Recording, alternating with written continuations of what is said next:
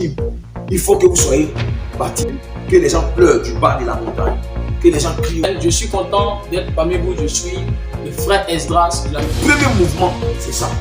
Et ce que je vais dire pour finir, en train de servir Dieu selon eux, avec l'argent. Et puis l'argent va rester sur leur compte. Avec...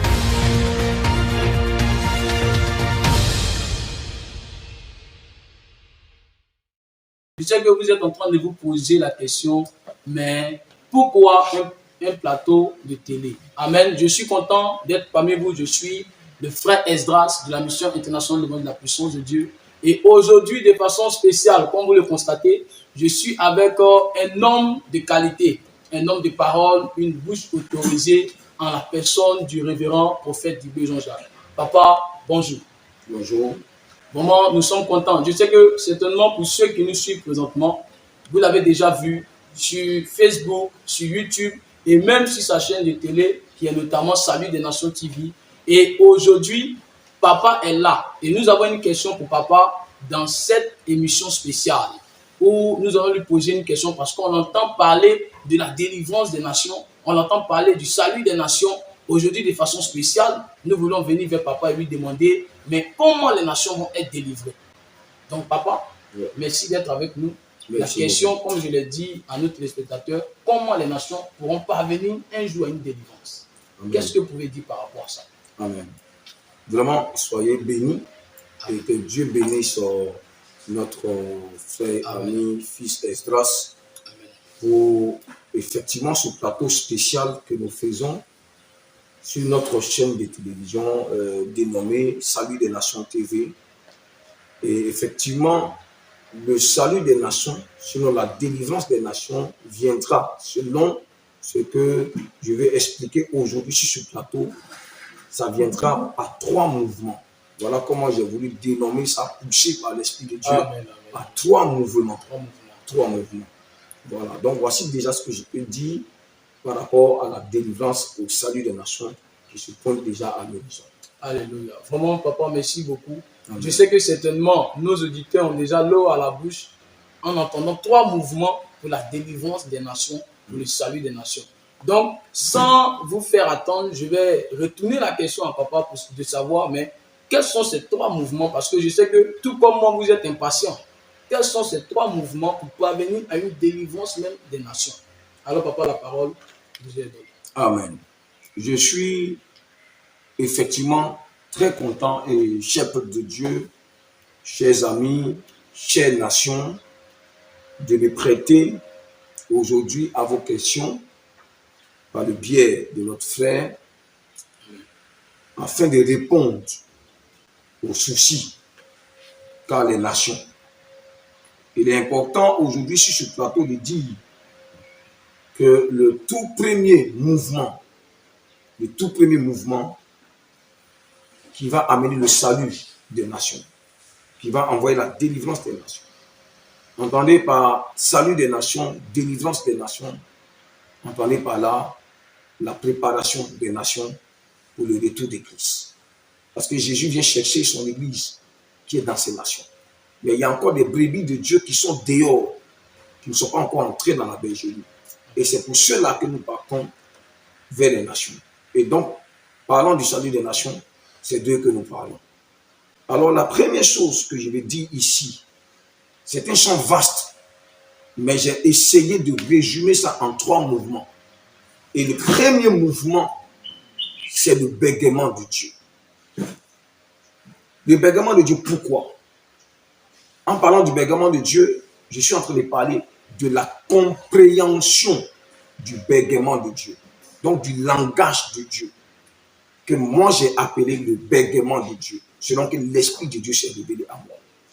Donc, le premier mouvement, tout premier mouvement, c'est le bégaiement, comprendre le bégaiement de Dieu. Comprendre le bégaiement de Dieu. Le bégaiement de Dieu doit être d'abord compris par ceux qui seront dans ce mouvement pour le salut des nations. Et ceux qui seront dans ce mouvement pour le salut des nations, ce sont les fils de Dieu qui sont dans l'église de Jésus-Christ. C'est eux qui vont faire ce mouvement. Mais avant que ce mouvement ne puisse impacter les nations, il faut nécessairement, obligatoirement, pour le salut des nations, que l'Église comprenne le langage du bégaiement de Dieu. Donc, ils doivent comprendre le bégaiement de Dieu. Tant que ce n'est pas compris, on ne peut pas parvenir au salut des nations. Je vous donne un simple exemple. Pourquoi Dieu m'a révélé qu'il est un bègue? Pourquoi Dieu m'a révélé que son langage c'est le bégaiement? C'est lorsque il m'a révélé le salut des Juifs qui étaient en esclavage. Son premier fils, c'est Israël. Donc la toute première nation qu'il choisit, c'est Israël. Mais Israël était en esclavage. Mais pour aller les chercher, il fallait qu'il choisisse quelqu'un qui bégait. Et quand vous lisez Exode chapitre 16 et chapitre 4 plutôt, lorsque vous lisez le chapitre 4, tout le chapitre 4 va vous révéler un dialogue profond avec Moïse que Dieu a. Mais arrivé à un moment donné, Moïse va lui dire, mais Seigneur, depuis que tu parles là, tu parles à quelqu'un. Le premier mouvement, c'est ça. Et ce que je vais dire pour finir, pour ce premier mouvement, ce que je vais dire, c'est que l'Église aujourd'hui, elle est cassée en des petits morceaux. Parce que le bégaiement de Dieu nous a mis dans une situation de cacophonie où ce n'est pas bien appréhendé. Le bégaiement de Dieu n'est pas bien appréhendé. Et donc certains disent que non, ça là, ça veut dire ça, ça là, ça veut dire ça, ça là, ça veut dire ça. C'est pourquoi l'Église est fracturée, l'Église est cassée. Or, les nations attendent l'explication du bégaiement de Dieu pour que les nations soient libres et les nations soient délivrées. Or, c'est l'Église qui doit comprendre ce bégaiement. C'est pour ça que je vais annoncer aujourd'hui qu'au nom puissant de Jésus-Christ de Nazareth, je vais déclarer que l'onction d'Aaron est en train de couler. L'onction qui était sur Aaron pour comprendre le bégaiement de Moïse, sinon de Dieu, est en train de se répandre dans les nations. Voilà ce que je vais dire déjà. Vraiment, papa, merci beaucoup. Je sais que, cher peuple de Dieu, vous avez entendu quelque chose déjà concernant ce premier mouvement qui certainement vous a amené à tiquer. Le bégaiement de Dieu. Papa nous a dit le bégaiement de Dieu, c'est la parole de Dieu. Amen. Mais rapidement, par rapport à cette réalité, sinon cette révélation, la question que quelqu'un peut se poser peut-être derrière sa caméra, est-ce que jusqu'à présent, parce qu'au temps de Moïse, il y avait un seul Aaron. Ouais. Est-ce qu'aujourd'hui, avec la pléiade de messagers, d'hommes de Dieu, de serviteurs de Dieu dans les nations, est-ce à dire quelque part qu'ils n'ont pas l'interprétation de la parole? Parce que quelqu'un peut se poser cette question, ils n'ont pas la véritable interprétation de la parole qui prête à confusion. Ou bien est-ce à dire que Dieu s'est suscité, ou bien va se susciter des gens qui vont avoir une interprétation plus claire de cette parole-là, comme vous êtes en train de nous le donner maintenant. Bien, effectivement, Dieu dans son programme et dans son plan, parce que ce n'est pas quelqu'un qui tombe sur les choses comme ça. Dieu, c'est un planificateur, c'est un programmateur. Donc, il a fait de sorte que c'est dans son plan de choisir des hommes et des femmes un peu partout dans les nations qui vont comprendre le bégaiement de Dieu. Mais il fallait obligatoirement et nécessairement, mais de façon indispensable, qu'un homme vienne révéler à la face du monde que Dieu est un bègue. Amen. Parce que si on ne sait pas, si on ne sait pas que Dieu est un bègue, je vous assure d'une chose, son langage va être difficile, ça va nous créer toujours des cacophonies. Amen. Donc si à partir de mes directs, déjà sur la chaîne de télévision, sur Facebook, sur les chaînes de télévision, pendant que les gens m'écoutent maintenant, il faut que tous les archibishops, que ce soit les enfants de Dieu, à tous les niveaux, les gens comprennent ce qu'ils sont en train de dire. Amen. Que Dieu est un bègue. C'est à partir de ce moment-là, si on accomplit cela, Dieu, dans sa préscience, il suscitera toujours des hommes et des femmes à qui il donnera ce que j'appelle l'onction de Aaron. Amen. Qui font office de prophète à côté de Moïse qui occupe la place de Dieu pour comprendre le bégaiement de Dieu. Parce que les gars, quand Jésus vient, Jésus parle un langage de parabole. C'est exprès. C'est pour que tout le monde ne comprenne pas. Parce qu'il faut que Dieu bégaye toujours. Maintenant, quand il bégayait, vous allez voir que quand vous lisez Luc chapitre 24, avant qu'il ne parte, la Bible dit qu'il a ouvert maintenant leur esprit. Pour qu'ils comprennent les Écritures. Donc vous comprenez maintenant que l'onction de Aaron venait sur eux. Donc toutes les paraboles que Jésus donnait là, il bégayait. Non, ils lui ont dit, mais Seigneur, pourquoi tu parles toujours en parabole? Il dit non, je parle comme ça pour ne pas que tout le monde comprenne. Mais à vous, la grâce vous a été donnée. Donc, il y a certaines personnes qui sont là, la grâce a été donnée et l'onction de Aaron viendra sur eux pour qu'ils comprennent. Mais il y a une chose que je vais dire, c'est que l'Église est entrée dans une situation, des choses compliquées qu'elle veut essayer d'expliquer. On n'a qu'à expliquer le béaba de la Bible pour que les gens comprennent. Parce que le béaba de la Bible, là, c'est un bégaiement de Dieu, mais qui a été codé. Amen. C'est du béaba, mais c'est codé de sorte que la compréhension n'a pas libéré les gens. Ça n'a pas délivré les nations. Parce que ça a été mal compris, mal interprété. Amen.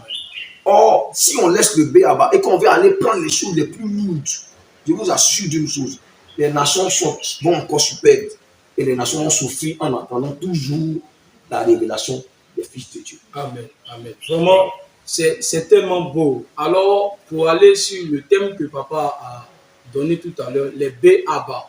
Amen. Jésus disait comme ça que si vous ne comprenez pas les choses d'en haut, qui sont sur la terre même que vous ne comprenez pas, ce n'est pas celles d'en haut que vous allez comprendre. Je vais paraphraser en ces thèmes-là. Vraiment, papa, merci d'abord pour ce premier mouvement.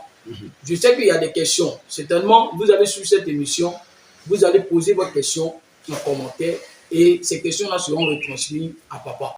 Pour gagner en temps, papa, vous avez parlé de 3 mouvements. Et là, dans le premier mouvement, vous allez parler de la compréhension du bégaiement de Dieu.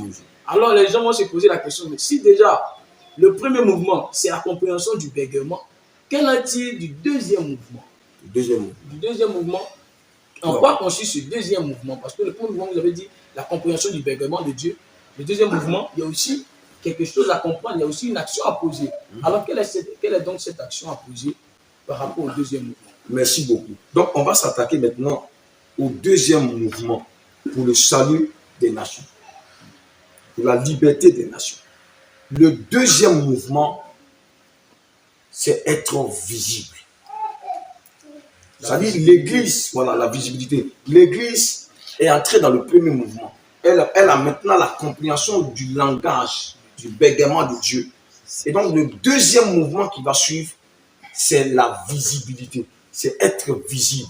Mais la visibilité ici, ce n'est pas dans le thème de se faire voir. Ce n'est pas dans le thème de... Voilà, ce n'est pas dans le thème de dire, oh, mais voici moi aussi, je suis là. Non. La visibilité ici, dont Dieu m'a parlé, je l'ai tiré dans le livre de Matthieu chapitre 5, le verset 13 et le verset 14. Amen. Vous voyez, le verset 13 et le verset 14, quand vous lisez la première phrase qui ressort ici, il dit, vous êtes le sel de la terre. Mais attention, c'est le sel de la terre qui a retenu l'attention pratiquement de l'Église. Or, il y a un bégaiement de Dieu dans ce texte-là qui nous a échappé.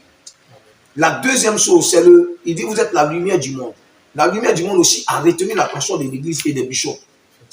De sorte que l'autre bégaiement qui était là, qui était la chose qui révèle en fait l'Église, ou bien si tu veux, qui révèle ceux qui vont solutionner les problèmes des nations, ça nous a échappé.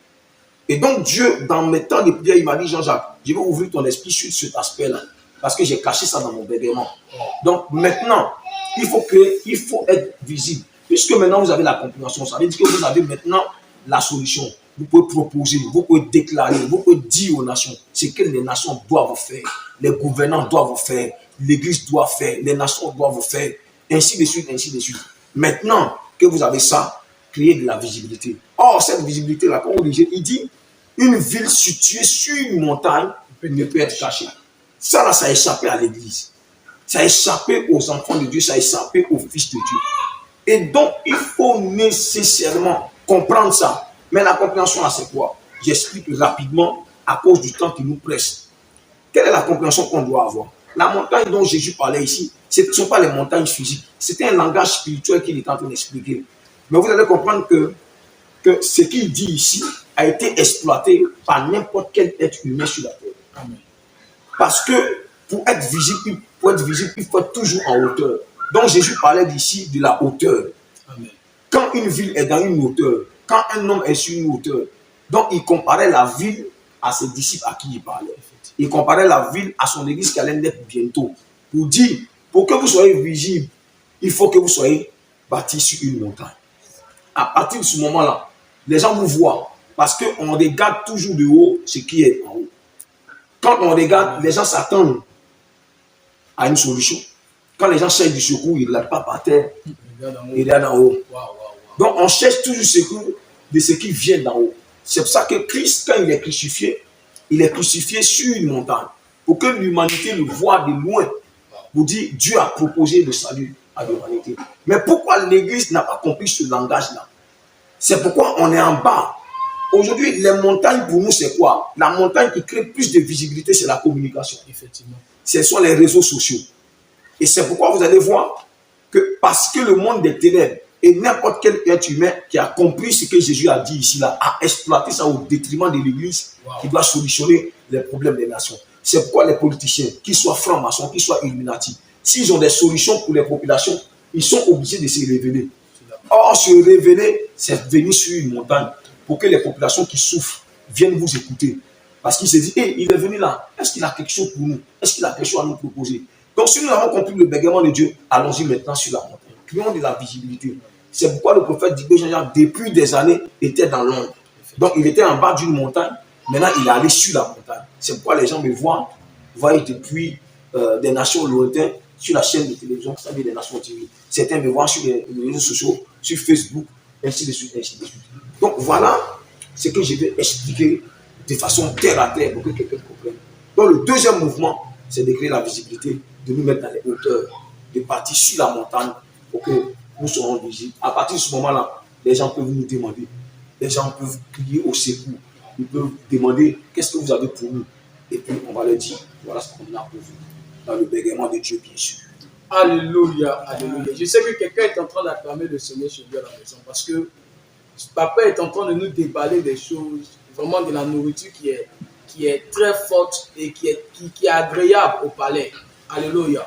Que Dieu bénisse quelqu'un qui est en train de suivre cette émission. Partage l'émission, toi qui suis l'émission, parce que ce que tu es en train d'entendre, ce n'est que le deuxième mouvement. Le premier mouvement, rappelons-le, c'est le bégaiement de Dieu.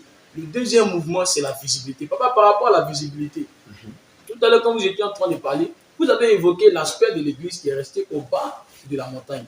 Autrement dit, l'église qui s'est désintéressée de la visibilité. Mais or, dans l'église, on a certains hommes de Dieu et certaines églises même qui sont visibles. Mais pourquoi, malgré leur visibilité, il n'y a pas encore d'impact au niveau des nations? C'est-à-dire que quelque part, il faut comprendre d'abord le bégaiement de Dieu avant de parvenir à la visibilité. D'accord. La question est très bienvenue. Parce que cette question-là va nous amener au troisième mouvement. Amen. Amen. Effectivement, beaucoup d'entre nous sont déjà sur des montagnes. Ils ont de la visibilité parce qu'on les connaît. Je ne vais pas citer des noms ici, mais il y a des personnes qu'au moins, on peut citer des noms pour dire le docteur Yaïdjou Robert, par exemple. On peut citer aussi le pasteur Makoso. On peut citer Edis Ouattara. On peut citer, comment on appelle ça, David Oyedepo, ainsi de suite, ainsi de suite. Mais ils ont cette visibilité, on les connaît de très loin. Pourtant, on n'a jamais vu leur visage. Mais quand tu vas sur les réseaux sociaux, quand tu vas quelque part, automatiquement, dès que tu te connectes net, voilà Oyedepo, voilà tel homme de Dieu, voilà telle chose. Donc, ils sont déjà sur des montagnes et on les voit. Mais le problème, c'est quoi? Pourquoi les nations n'ont-elles pas la délivrance ou le salut que Dieu, Jésus-Christ, attend pour son grand retour? Jésus-Christ attend pour dire, ah, le réveil spirituel est maintenant. Donc maintenant, je peux venir. C'est pourquoi, écoutez bien le troisième mouvement. Le troisième mouvement, c'est le service de Dieu. Le troisième mouvement, c'est le service de Dieu. Tu vas maintenant comprendre. Et ils vont comprendre également. Le service de Dieu, c'est-à-dire, une fois qu'on est arrivé à créer cette visibilité, il faut qu'on comprenne qu'on se met au service de Dieu. Mais le service de Dieu, là, il faut qu'on comprenne ce que ça veut dire. Servir Dieu veut dire quoi? Il faut donc comprendre ça. Vous voyez? Et donc, le troisième et dernier mouvement pour le salut des nations, en vue de les préparer pour le retour de Christ, c'est servir Dieu. Mais beaucoup de gens n'ont pas compris ce que c'est que servir Dieu. Alors, papa, qu'est-ce que servir? Qu'est-ce que donc servir Dieu? Je vais expliquer maintenant. C'est pourquoi les gens, ils ont de la visibilité. Ils sont du haut des montagnes. Mais ils n'ont rien apporté pour le salut des nations. Et les nations pleurent. Parce que les gens disent, je suis serviteur de Dieu, je suis serviteur de Dieu. Sans comprendre ce que c'est que servir Dieu. Je suis allé geler pendant 40 jours de jeûne. Et le Seigneur m'a dit, Jean-Jacques, je t'envoie vers les nations, je t'envoie vers les... Va parler à l'église, va parler à mes serviteurs. que jusqu'aujourd'hui, ils n'ont pas encore compris ce que c'est que servir Dieu véritablement. Et le Seigneur m'a dit, Jean-Jacques, est-ce que tu penses que quelqu'un peut me servir? Il m'a posé la question, il dit, qui m'a une fois vu pour me servir? Il dit, toi-même qui es là, tu dis que tu es mon serviteur, tu m'as une fois vu dans quel quartier? Tu es venu une fois chez moi dans le monde pour faire ma table à manger? Est-ce que tu vas venir chez moi pour dire que tu as ouvert la porte du garage de mes voitures pour que je sorte, et puis que tu es venu, tu as mis mes chaussures, tu as pris soin de mon lit, tu as pris soin, tu as lavé mes vêtements? Depuis quand? Personne ne peut servir Dieu. En vérité, servir Dieu, c'est servir les hommes. Or, les hommes là, c'est les nations. Wow. Donc, une fois qu'on a créé la visibilité, celui qui est là-bas, s'il n'a pas compris le service de Dieu, il se servira lui-même. Au lieu de servir les hommes, il se servira lui-même. C'est pourquoi vous allez voir, une fois qu'ils ont cette visibilité, que les gens pleurent du bas de la montagne, que les gens crient au secours, ils crient Dieu au secours. Ça ne leur dit rien. Parce qu'ils se disent que non, les gens sont en train de crier au-delà d'eux. Ils n'ont pas le pouvoir de Dieu. Voilà, ils sont en train de crier au-delà d'eux. Ils se disent que les gens sont en train de crier à Dieu. Or, c'est lui en fait qui incarne Dieu et qui doit être le serviteur des hommes. C'est pourquoi en Matthieu chapitre 25, Jésus dit, quand j'avais faim, vous m'avez donné à manger. Quand j'étais nu, vous m'avez habillé. Et puis maintenant, il dit, les justes là, ils vont lui poser la question, mais Seigneur, c'est quand nous on t'a vu, tu étais nu, c'est quand on t'a vu, tu avais faim, tu étais en prison, malade, et puis il va dire, toutes les fois que vous avez fait ça à un de mes plus petits, c'est à moi que vous avez fait. Donc servir Dieu, c'est qui? C'est quoi alors? C'est servir les hommes. C'est servir les hommes. Tant que l'Église n'a pas compris ça, beaucoup vont se créer de la visibilité. Ils seront sur les hauteurs des montagnes. Mais c'est les politiciens qui vont venir solutionner le problème des gens. C'est les francs-maçons qui vont venir solutionner le problème des gens. Parce que, à part le fait que ces archibishops ont de la visibilité, il y a des francs-maçons qui ont de la visibilité. Mais bizarrement, c'est eux qui pensent plus aux nations, pensent plus à la misère de nos populations que les gens de l'Église. C'est pourquoi vous allez voir, c'est les francs-maçons, les Illuminati qui se battent pour dire non, on va créer des écoles pour vous, on va faire hôpital pour vous, on va faire orphelinat pour vous, on va faire ceci pour vous. Nous, on les juge. Mais en réalité, c'est eux qui, dans leur esprit, comprennent mieux ce qu'on appelle servir les hommes. Tu vois?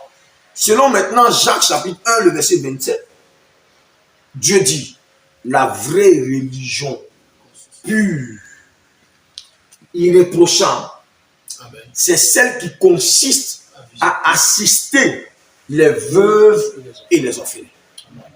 Donc servir Dieu, c'est servir les hommes. Tant qu'on n'a pas compris ça, les nations vont mourir, les nations vont gémir, les nations vont choses. Et nous, tant qu'on a beaucoup d'argent, tant qu'on a tout, des hauteurs de montagnes, on est content, on est dans la joie. Où on dit le serviteur Dieu, il est béni. C'est pour ça que le Seigneur m'a dit, dis à tous ceux qui ont des milliards dans les comptes, s'ils meurent avec leurs milliards dans les comptes, ils vont en enfer. Amen. Ils vont partir en enfer. Parce que Dieu fait le riche pour le pauvre. Tant que dans l'église de quelqu'un qui est multimilliardaire, il y a une seule personne, 3 personnes, 10 personnes, 1000 personnes qui n'arrivent pas à se loger, qui n'arrivent pas à manger, qui sont difficiles, les veuves croupissent sur le poids de la pauvreté. Tous ceux-là qui vont mourir, selon ce que le Seigneur m'a dit, qui vont mourir en train de servir Dieu selon eux, avec l'argent. Et puis l'argent va rester sur leur compte, avec des milliards. Il ne faut pas qu'ils vont rêver qu'ils vont aller au ciel. Wow. Ce n'est pas moi qui le dis. C'est fort, hein, papa, c'est fort. Ce n'est pas moi qui le dis, c'est Jésus qui dit ça. Il dit en Matthieu chapitre 25 que ceux qui seront à sa gauche, il va leur dire, j'avais faim, vous ne m'avez pas donné à manger. J'étais nu, vous ne m'avez pas habillé. J'étais ceci, vous ne m'avez pas rendu visite. Vous n'avez rien fait. Et il va dire, allez-y, là, en enfer, dans le feu, dans la géhenne qui a été réservée à Satan et ses démons. Donc, quelle sera la cause de l'enfer alors? Si quelqu'un a l'argent et que des gens n'arrivent pas à manger, ça veut dire qu'il va en enfer. Ça veut dire que tu vas en enfer. Le vrai service de Dieu, c'est servir les hommes. Une fois qu'on va arriver sur les montagnes, quand on a la compréhension du bégaiement de Dieu, ça veut dire qu'on a la proposition et on a la lignée de ce qu'on peut donner aux nations pour qu'elles soient solutionnées. Donc maintenant, tu ne peux pas avoir ces choses et puis être caché. Celui qui est caché n'a rien à proposer. Celui qui a des solutions, il sort. pour que les gens le voient. Et une fois qu'on t'a vu, ça veut dire que tu es sur la montagne. Maintenant, il faut que tu le serves. Tu dois servir les hommes. C'est pourquoi, partant de là, je rends un témoignage. Un homme de Dieu codin avec 5 voitures. Il avait 5 voitures dans son garage qui étaient à près de 1 milliard, les 5 voitures. Mais écoutez bien. Mais cet homme, il est mort nu. Il est arrivé, il était content. Pour lui, il partait au ciel. Dieu lui a dit de lui, ici, ta place n'est pas ici. Tu ne m'as jamais servi. Mais je vais te faire la grâce, tu vas retourner. Retourne, c'est maintenant que tu vas aller me servir. Si tu arrives là, il faut vendre toutes tes voitures là.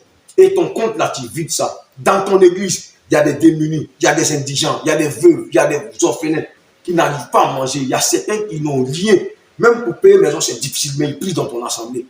Vends tout ça, réunis-les, partage-les, sors-les de la pauvreté. En ce moment là, tu seras en train de me servir. Quand il s'est réveillé, il a pleuré comme un gamin. Quand il est arrivé à l'église dimanche, il a fait réunion et il a pleuré devant son peuple. Et il a dit ce qu'il a vécu pendant la semaine. Voilà comment la semaine qui a suivi, il a vendu tout. Et il a partagé aux démunis. Actuellement, je te parle, il n'y a plus de pauvres dans son église. Il n'y en a plus. L'église s'est remplie seulement. Il avait une église de 5000 places. Mais aujourd'hui, il était obligé de casser. Et il a dit à tous ceux qui sont en charge de recevoir les gens, il dit, tous ceux que vous voyez qui viennent ici, qui sont démunis, voyez-moi, je m'occupe de leur cas de pauvreté, de misère, ce soir. Personne ici ne doit être bizarre. C'est pourquoi j'ai dit à mes enfants ici dans mon assemblée, j'ai dit, personne ne restera pauvre ici. Personne. Amen. Tous ceux qui sont mes enfants spirituels, qu'ils soient dans un pays quelque part, qu'ils soient avec moi ici dans la ville où je suis en Côte d'Ivoire, quel que soit, ils ne peuvent pas rester pauvres. Ce n'est pas possible. Et donc, pour finir, j'ai dit que le Seigneur m'a dit qu'en vérité, ces hommes de Dieu, ces archibishops qui ont tous ces milliards et qui, dans leurs assemblées, dans leurs églises, il y a des pauvres, il y a des démunis, en réalité, ils sont pauvres. Ils ne sont pas riches. C'est des misérables. Quand vous prenez le cas du Nigeria, le Nigeria regorge des plus grands hommes de Dieu et les hommes de Dieu les plus riches de la planète. Après les États-Unis, c'est le Nigeria. Mais regardez la vie des Nigériens. On gagne les nations comment? On parvient à solutionner le problème des nations comment? Comment? Voilà ce que je voulais dire. Waouh, waouh, waouh, on a été bénis, on a été bénis. Vraiment, pour ceux qui veulent suivre le prophète Dubé Jean-Jacques, le prophète Dubé Jean-Jacques est sur Facebook. Il était sur NTV, sur Béni TV. Aujourd'hui, Dieu, par sa grâce, il a sa propre chaîne de télévision qui est Salut des Nations TV. Vous allez sur Play Store, vous téléchargez Salut des Nations TV, vous aurez toutes les actualités, toutes les prédications et tout ce qui est comme message du prophète Dubé Jean-Jacques, encore pour enrichir ce que vous avez entendu aujourd'hui comme sémence. Amen. Que Dieu vous bénisse, que Dieu bénisse et partagez la vidéo. Je sais que certainement papa veut dire quelque chose avant que nous puissions clore cette vidéo-là. Que Dieu vous bénisse, papa. Si vous vraiment soyez vraiment bénis. Merci de nous avoir suivis par rapport à cette émission spéciale. Et je bénis le nom du Seigneur pour votre vie et pour les nations que vous habitez. Et il a manqué de dire que le prophète Dubé Jean-Jacques aussi est sur YouTube. Allez-y là-bas. Vous tapez prophète Dubé Jean-Jacques, vous vous abonnez. Sur Facebook, c'est prophète Dubé Jean-Jacques officiel. Abonnez-vous également. Là-bas, vous aurez aussi toutes nos activités. D'ici là, portez-vous bien. Que Dieu bénisse vos nations, qu'il soit avec vous. On ne manquera pas aussi de vous dire de soutenir notre ministère. Si vous avez des offrandes, vous avez des dons, vous avez des assistances, n'hésitez pas de nous apporter parce que nous sommes en train de servir les hommes. Shalom à vous, que Dieu vous bénisse. Soyez bénis, restez connectés. Salut des Nations TV, Jésus-Christ dans ta nation.